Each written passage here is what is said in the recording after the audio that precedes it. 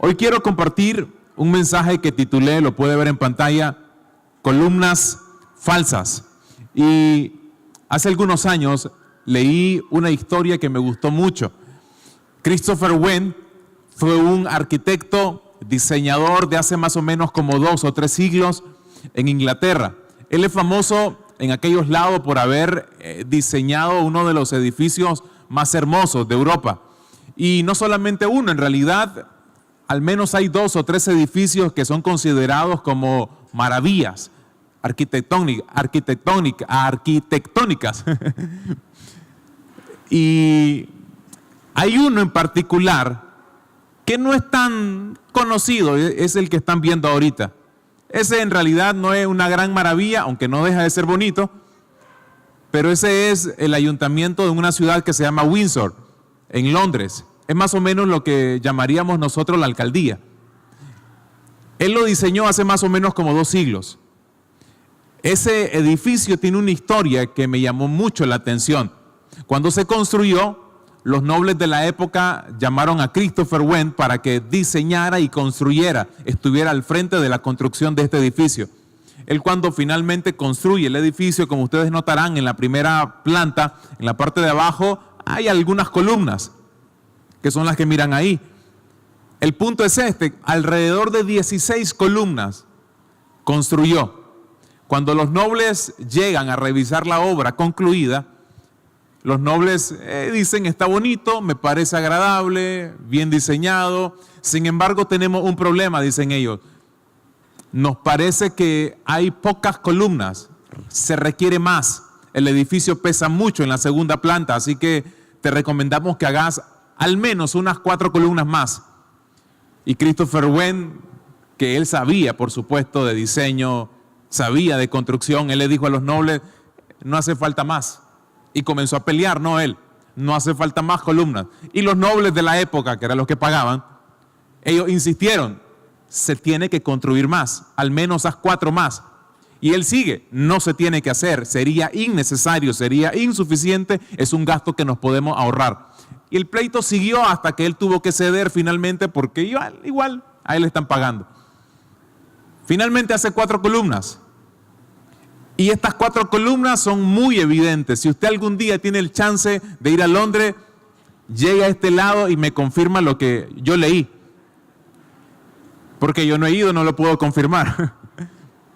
Pero usted lo puede ver en Google, ahora casi todo se confirma en Google, ¿no? Estas 4 columnas son muy visibles y muy fáciles de identificar, a diferencia de las restantes. Y es que estas literalmente no tienen ninguna función. No llegan al techo, no sostienen nada. Él llamó a los nobles cuando termina y los nobles llegan y se hacen su vueltecita, inspeccionan el lugar y dice, ok, ahora sí no parece fuerte. Ellos nunca se dieron cuenta en el momento, hasta más adelante por supuesto, de que las columnas realmente no cubrían, no llegaban hasta el techo. Centímetros antes terminaban. Columnas falsas. Él siguió con su idea, son innecesarias. Ahí las tienen, las construí, pero no sirven para nada de todas formas.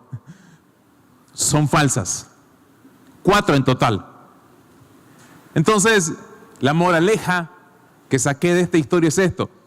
¿Cuántas veces en nuestra vida nosotros edificamos cosas que creemos que nos van a sostener para momentos difíciles, pero que en realidad no va a suceder así? Cosas que nos hacen aparentar cierta madurez, cierta espiritualidad, cierta unción, cierto poder, etcétera, cuando en realidad no sucede así. Hay muchas cosas que no únicamente en términos espirituales o cristianos edificamos. A veces edificamos una vida de apariencia para dar la idea de que tenemos un poquito más que el resto. Pero cuando vienen situaciones diferentes o muy difíciles, nos damos cuenta que ese tipo de cosas no nos sostienen. Estamos maquillando un matrimonio que parece bien ante la sociedad, pero que en realidad ante el primer pleito no se sostiene ese amor. ¿Cómo se hace para construir una vida? Entonces la pregunta que quiero responder durante los próximos minutos es esta. ¿Cómo construir nuestra vida? ¿Cómo hacerlo? Y este es el primer consejo que le quiero dejar en esta noche. Número 1, hacer a Dios el fundamento de mi vida. Y aunque suena muy básico, el fundamento es muy, pero muy relevante. El fundamento, el cimiento de un edificio va a determinar siempre el tamaño, el peso, la longitud, todo de este edificio. El fundamento de mi vida va a definir mucho en mí mismo. El quién soy yo, el quién es mi familia, el cómo está mi matrimonio, el cómo están mis finanzas, absolutamente todo. ¿Cuál es la base de su vida? Lo define todo. Mire lo que dice el libro de Proverbios, capítulo 24, versículo 3. Con sabiduría se construye la casa y con inteligencia se ponen los cimientos. Se requiere tanta sabiduría e inteligencia para construir como para poner cimientos correctos. Se puede construir algo bonito por fuera, pero por dentro, si no está bien, eso no va a funcionar y no se va a sostener. El apóstol Pablo lo dijo de esta forma, 1 Corintios 3, verso 11. Pues nadie puede poner otro fundamento que el que ya está puesto, que es Jesucristo. Mire, mi estimado y mi estimada, usted pudiera decidir qué fundamento tener en su vida. La plata, la apariencia. Yo puedo decir que puedo definir que en mi vida el fundamento va a ser el conquistar cierto tipo de méritos académicos o profesionales, y eso no está mal, eso es muy bueno. Si usted tiene la aspiración de tener muy buenos méritos académicos, eso es muy bueno, pero no nos sostiene en momentos difíciles. El dinero no nos sostiene en momentos de crisis de familia. ¿Qué me va a sostener? Y una vez más la respuesta es, el fundamento es Cristo, la roca inconmovible. Aun cuando venga tempestad, aun cuando venga lluvia, aun cuando venga un viento recio, la casa de su vida, la casa de su familia no caerá. Amén. Ese es el primer consejo. Número 2, para construir nuestra vida necesitamos recordar lo que es más importante. Y esto es el amor. Un día le preguntaron a Cristo, recordarán este episodio, cuando a Cristo le preguntan, Maestro, ¿cómo resumes toda la ley y los profetas? Esa era una pregunta muy difícil porque en la época a los judíos constantemente se les pedía tratar de resumir en una sola expresión todo lo que ellos creían. Recuerden que habían decenas, cientos de leyes. ¿Cómo se resume todo eso? ¿Cuál era la más importante de todas? ¿Dónde se reunían todas? Los 10 mandamientos es muy bueno, pero aún ahí todavía ellos consideraban que se podía reducir. Entonces, como para poner a prueba a Cristo, le dicen, Maestro, a ver, ¿cómo lo reduces todo? ¿Cómo lo resumes todo? ¿Qué es lo más importante? Y tratando de parafrasear a Cristo, él dijo, palabras más, palabras menos, todo se trata de amor. Ama a Dios con toda tu alma, con toda tu mente, con toda tu fuerza, con todo tu corazón, y ama a tu prójimo como a ti mismo. Todo se trata de amor. En la vida, mis estimados, finalmente una de las cosas en las que deberíamos de enfocarnos una y otra vez es cómo estoy amando a las personas. Mire lo que dice el apóstol Pablo en el libro de Gálatas, capítulo 5, versículo 6. Lo importante es la fe, pero note esto, que se expresa por medio del amor. No es ni siquiera solo la fe en sí misma. Es una fe que logra expresarse, que logra traducirse en amor. Sin embargo, tenemos que coincidir en algo. Hablar de que voy a cimentar mi vida en base al amor no suena muy bonito, no suena muy famoso, no suena muy agradable. Aunque suena romántico, en la práctica mucha gente lo considera muy idealista. ¿Por qué? Porque la sociedad en la que vivimos no recompensa a gente que ama.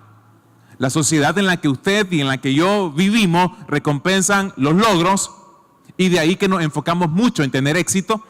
Recompensa la apariencia, de ahí que nos enfocamos mucho en el cómo nos vemos, y recompensa mucho las adquisiciones. Por lo tanto, nos enfocamos mucho en lo que tenemos y no tanto en el amor. porque aparentemente no tiene recompensas. Pero note que el apóstol Pablo en 1 Corintios 13, en uno de los pasajes quizás más conocidos que él escribió, él dijo esto: si pudiera hablar todos los idiomas del mundo y de los ángeles, pero no amar a los demás, yo solo sería un metal ruidoso o un címbalo que resuena. Note esto, lo que Pablo está diciendo: si pudiera hablar todos los idiomas del mundo, pero no amar a los demás, sería un metal ruidoso. Y luego añade: si tuviera el don de profecía y entendiera todos los planes secretos de Dios y contara con todo el conocimiento, y si tuviere, le añade todavía más, una fe que me hiciera capaz de mover montañas, pero no amar a Dios, yo no sería nada. Lo que Pablo está diciendo en pocas palabras es esto: yo puedo parecer muy espiritual, pero si no amo, no sirve de nada. Yo puedo hablar en lenguas, puedo profetizar, puedo creer, conocer mucha Biblia, puedo tener mucho conocimiento teológico, pero si no logro amar, no sirve de nada. Y añade en el versículo que sigue: si diera todo lo que tengo, y note que le sigue subiendo, aquí ya habla de generosidad, si diera todo lo que tengo a los pobres, y añade sacrificio ahora, hasta sacrificar a mi cuerpo, podría jactarme de eso, pero si no amara a los demás, no habría logrado nada. ¿Sabe qué significa todo esto, mis estimados? Podemos parecer muy espirituales e incluso llegar a ser generosos, pero nada de esto hacerlo por amor. A veces podemos ser generosos por intereses. A veces queremos que los demás se den cuenta lo generoso que soy. Entonces ya no es amor, es egoísmo lo que motiva mi generosidad. A veces podemos aparentar el ser usados por Dios, pero en realidad no es tal vez para bendecir a otras personas, es simplemente para engrandecer un nombre y en todo caso alimentar el ego de alguien. El amor debería de ser siempre mi motor. ¿Cómo estoy construyendo mi vida? La vida menos amor, dijo alguien una vez, es igual a cero. El día que nos presentemos delante del Señor, me gusta pensar, y a la vez va a ser muy desafiante, de que el Señor nos va a preguntar no por lo que conquisté a nivel personal, a nivel profesional o educativo, o incluso a nivel ministerial, no por la forma en la que me miré ante la sociedad, no por los placeres que me cumplí, no.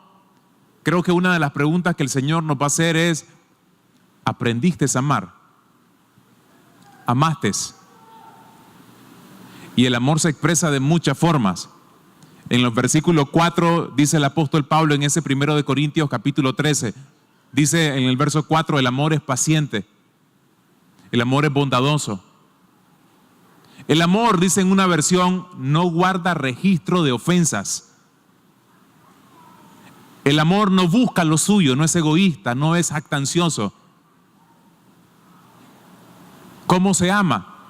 Aprendiendo a ser paciente, aprendiendo a pensar en el otro antes que en mí, aprendiendo a no guardar rencor. ¿Sabe cuál es una de las mejores formas en las que usted y yo demostramos que amamos? Perdonando.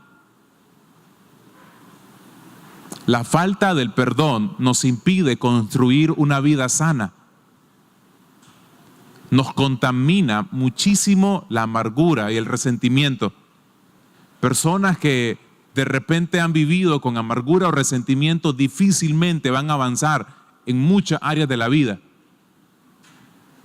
El amor, mis hermanos, es la única fuerza transformadora. Es lo que llevó a Cristo en la cruz y lo que hizo el cambio de ahí en adelante en toda la humanidad. La cruz es muestra de amor. El perdón es muestra de amor.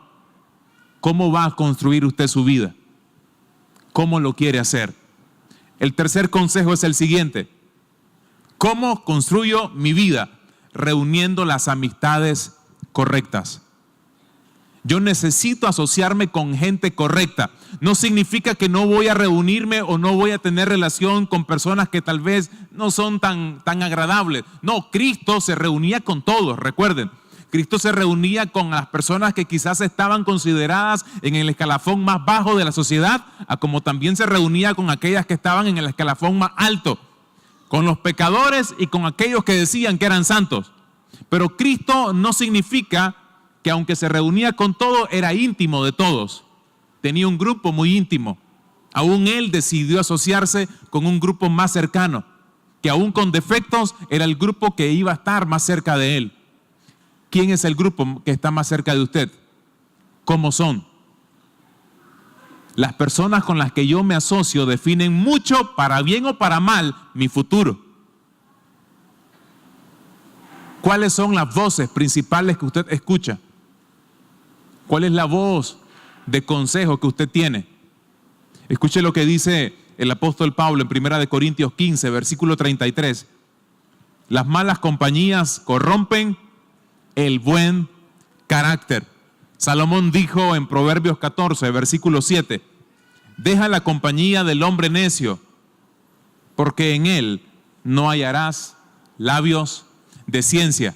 En cambio, dice el capítulo 2, verso 20 de Proverbios, sigue los pasos de los hombres buenos y permanece en los caminos de los justos. Note la forma en la que lo está describiendo aquí Salomón. Sigue los pasos y detrás de aquella gente que te puede ayudar a caminar por el sendero correcto.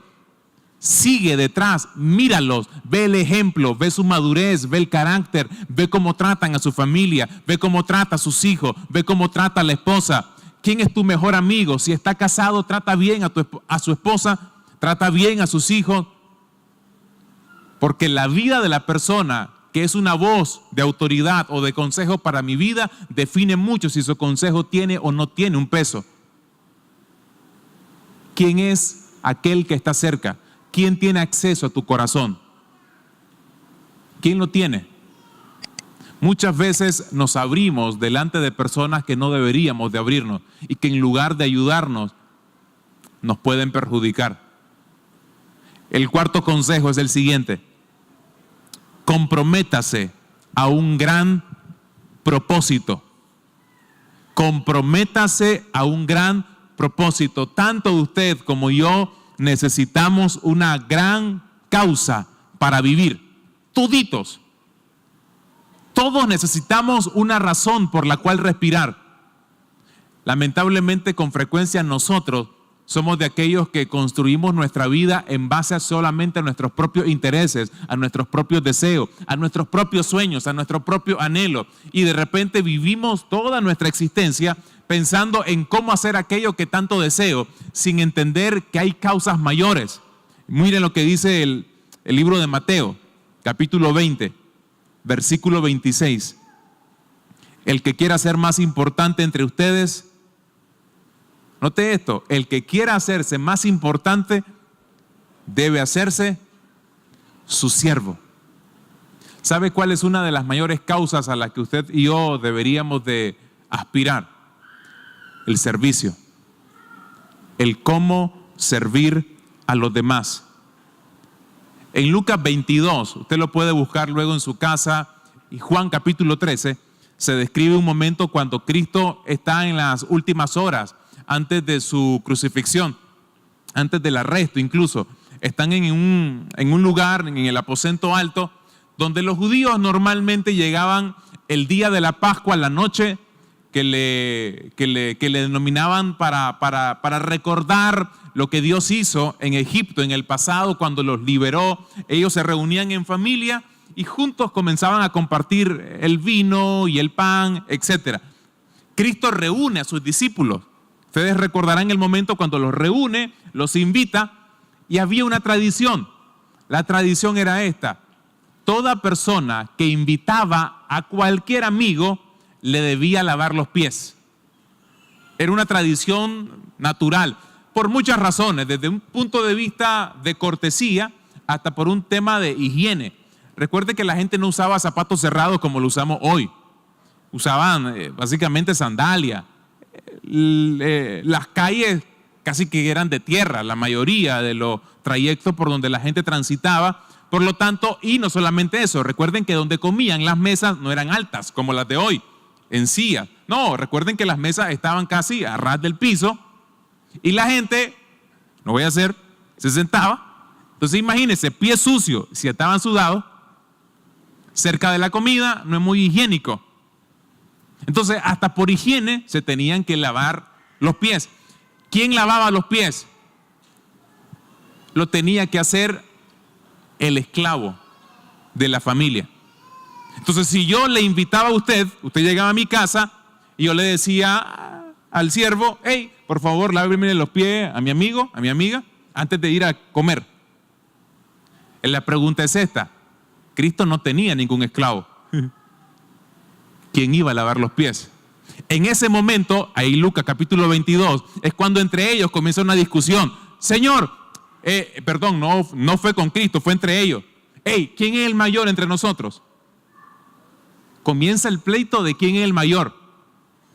De seguro, ya estoy aquí especulando, habrán dicho, Pedro es el número 1. Pedro no, Juan tampoco, Santiago tampoco, estos tres siempre andan juntos con el Señor. Y estaban los demás, estaban Judas, estaba Simón el celote, etcétera, había el otro grupito. La pregunta en cuestión es esta: dicen algunos comentaristas bíblicos de que es muy probable de que los discípulos se hayan hecho esta consulta entre ellos de quién es el mayor por una razón: porque al menor le iba a tocar lavar los pies a los demás. A alguien le iba a tocar lavar pies. ¿Quién iba a ser? Tendría que ser el menor. De ahí que salta la pregunta, ¿quién es el más grande? Cristo de seguro oye todo ese relajo que se tienen ellos a la distancia. Y noten que Cristo lo que hace es agarrar una toalla y una panita con agua y le dice a Pedro, Pedro, sentate, te voy a enseñar quién es el mayor. Es el que sirve. Note qué fácil es pelearse por un trono. Los discípulos disputaron un trono y no disputaron una toalla. Se pelearon por el mérito de quién era el más importante y no por quién iba a tener la toalla. Porque siempre se mira el servicio como menos, como no tan importante. Y Cristo le dijo, a ver, te voy a enseñar quién es el más importante. Y Pedro, no me lo limpies, Señor. Y recuerdan a Cristo diciéndole a Pedro, ahorita no lo entendés, más adelante lo vas a entender. Déjame lavarte los pies. La mayor causa a la que usted y yo podemos aspirar es servir. Y servir en el reino de Dios es la mejor de todas. Nuestra vida va a cobrar sentido y se va a construir de forma correcta cuando estemos dispuestos y entendidos de que solo sirviendo al Señor nuestra vida cobra relevancia. Ahora, no significa que lo va a hacer necesariamente como pastor o a 24 horas, tiempo completo dentro de una iglesia. No, probablemente lo va a hacer desde su profesión, desde usted como ama de casa en su cuadra, influyendo, impactando entre sus vecinos, entre sus vecinas. El servicio tiene muchas facetas, tiene muchas formas en las que se expresa. O quizás de repente también estará aquí un próximo pastor, un próximo evangelista, un profeta, etcétera, un maestro. Pero es servir lo que nos vuelve personas relevantes en el fondo. Los grandes hombres y las grandes mujeres de Dios en realidad son personas ordinarias, comprometidas con una gran causa. Son personas como usted y como yo, solo que comprometidos con una enorme causa. Marcos capítulo 8, versículo 35 dice, si tratas de aferrarte a la vida, la perderás. Pero si entregas tu vida por mi causa y por causa de la buena noticia, la salvarás. Y número 5, con esto voy cerrando. Tener el valor de permanecer firmes. ¿Cómo se construye una vida? Permaneciendo firmes en una misma dirección. Nuestro deseo es que hoy usted, que está comenzando la primera reunión del año aquí en la casa del Señor, a la vuelta del próximo 31 de diciembre de este 2019, lo podamos ver a usted, y no solamente usted, sino también a sus hijos, su familia, a todos absolutamente, permaneciendo firmes. Pablo dijo esto en el capítulo 16 de Primera de Corintios, verso 13. Permanezcan firmes en la fe, sean valientes, sean fuertes y hagan todo, volvemos al tercer punto, con amor. Permanezcan firmes. Yo comencé casi que en una iglesia, solo me faltó haber nacido ahí, en la iglesia. Desde los 4 o 5 años yo asisto a una iglesia cada domingo y no recuerdo haberme perdido en muchos servicios desde entonces.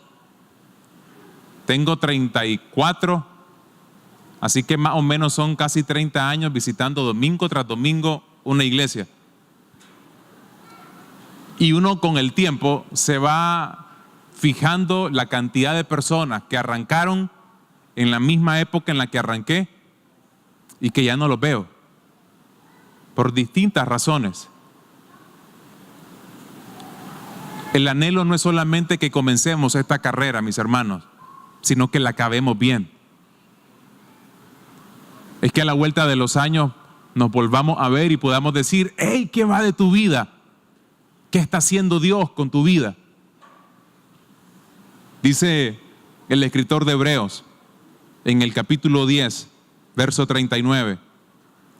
Pero nosotros no somos de los cobardes que se vuelven atrás y se pierden, sino de los que se salvan por su fe. Otra vez, no somos de los cobardes que se vuelven atrás y se pierden, sino de los que se salvan por su fe. Yo le quiero pedir esto. Piense por un momento, por un segundo, cómo está construyendo su vida. ¿Bajo qué principios? ¿Bajo qué premisa? Construimos muy egoístamente en la mayoría de los casos. Casi siempre reducimos la vida a la casa de los sueños, a la familia que deseamos y al sentirnos feliz. Así de simple, el sentirnos feliz. Pero en eso no se reduce la vida. Hace algunos años escuché un predicador que contó una historia de un hombre que fue a un cementerio. Los cementerios, no sé por qué, pero no son lugares como para no es como ir al parque, ¿verdad? Salvo que uno vaya y a despedirse de un familiar, o como algunas personas tienen la costumbre de ir a dejar flores o cosas por el estilo. Normalmente los cementerios no son lugares para, hey, vamos a pasear, ¿a dónde? Al cementerio. Uno no anda, buscando el cementerio para pasear. Son lugares de mucha honra, de mucho respeto. Pero este personaje de la historia que contó el predicador eligió el cementerio para ir a darse una vuelta. Pero él tenía un propósito. Él quería ir a ver los epitafios, esas plaquitas que ponen, que resumen la vida de la persona que ahí fallece, que ahí está enterrada. Y encontró varios agradables. Aquí está un gran hombre, aquí está un amigo, un padre, un esposo. Aquí yace una mujer que fue extraordinaria como mamá.